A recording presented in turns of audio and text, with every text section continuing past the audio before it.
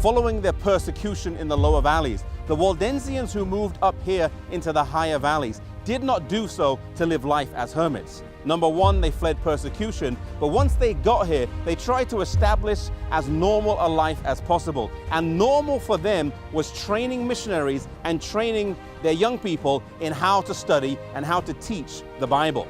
This here, the College of the Barbs, stands today as just one example of what would have been numerous schools that would have been spread all over the valleys, where they would teach and train their young people to be missionaries throughout Europe.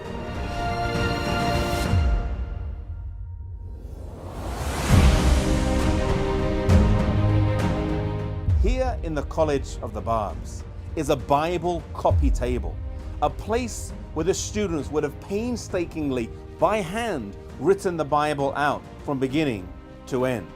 You see, the Bible was very important to the Waldensians. They had it in their own language.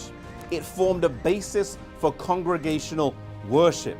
There was also societies of young people that would meet together and would commit large parts of the Bible to memory.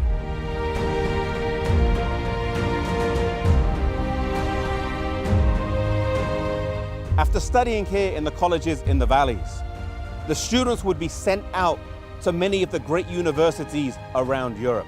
We know that some of the countries that they went to were England, Scotland, France, Spain, Germany, the Czech Republic, Poland, Lithuania, Bulgaria, and Croatia.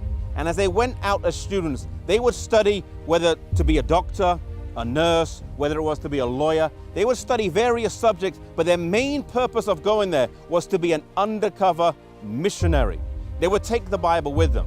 They would also send some missionaries out who would just go out as workers. They may be traveling craftsmen or traveling artisans and tradesmen, and they would also take the Bible with them, and they would move and travel through different parts of Europe. They couldn't have the Bible, it was illegal, and so they would take their coat and they would unstitch the seam of their coat, and then just inside the two layers of the coat, they would put a few pages of the Bible. And they would travel with just a few pages of the Bible, not a whole copy. And when they found someone that they thought was maybe interested in the gospel, they would take the Bible out of the stitches of their coat and share the truths of God's word with them. You know, maybe you're working today in a doctor's office. Maybe you're working as a nurse in a hospital. Maybe you're a teacher in a school, or maybe you're a lawyer in some law firm.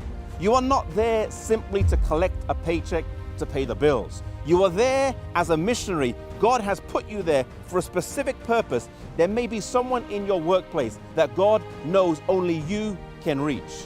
As students as well, the first reason why they went to study was not to get the best degree, but it was to be a missionary in the great universities in Europe. You today may be a missionary in a great institution. You are not there just for academic excellence. You are there also to seek and find people that you can share the gospel with.